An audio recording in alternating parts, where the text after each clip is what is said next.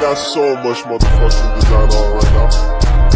Bring it down, bring it down, bring it down. I got 3 whole guys on the block, bitches on the line, and you know. Baik, assalamualaikum warahmatullahi wabarakatuh. Perkenalkan, nama saya Wahyu Juliadi, kelas TP2, NIM J1B 024-100-189. Saya akan menjelaskan alat-alat yang digunakan di Badan Meteorologi, Klimatologi, dan Geofisika. Alat yang pertama itu kabel stuck.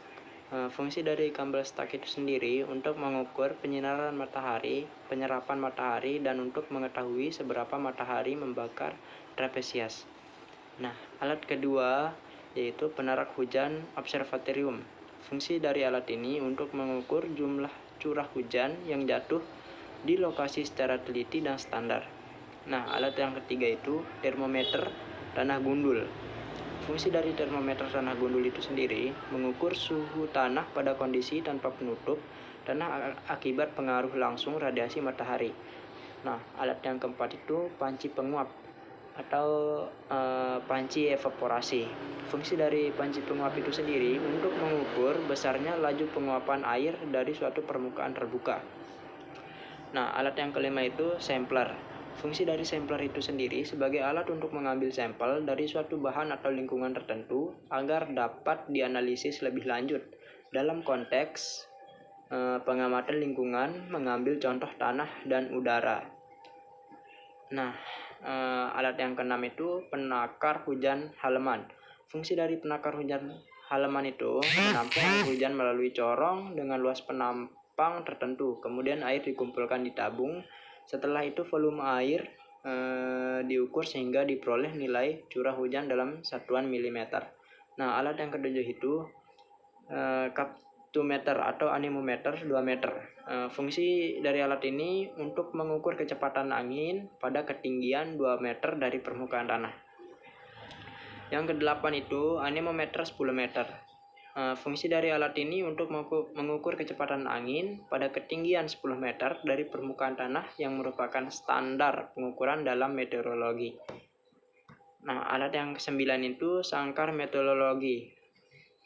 Fungsi dari sangkar meteorologi ini digunakan sebagai tempat pelindungan alat-alat pengukur cuaca agar hasil pengamatan tetap akurat.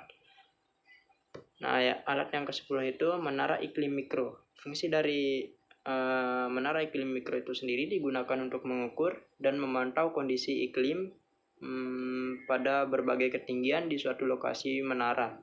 Ini biasanya dilengkapi dengan sensor suhu udara, kelembapan, angin, dan radiasi matahari.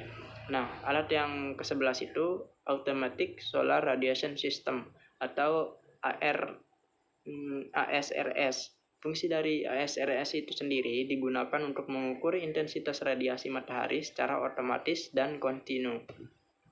Nah, yang ke-12 itu Automatic Weather Station. Fungsi dari AWS itu sendiri biasanya digunakan untuk mengukur dan menyimpan berbagai parameter cuaca secara terus-menerus, secara otomatis tanpa pengamatan manual. Nah, alat yang ke-13 itu lisimeter.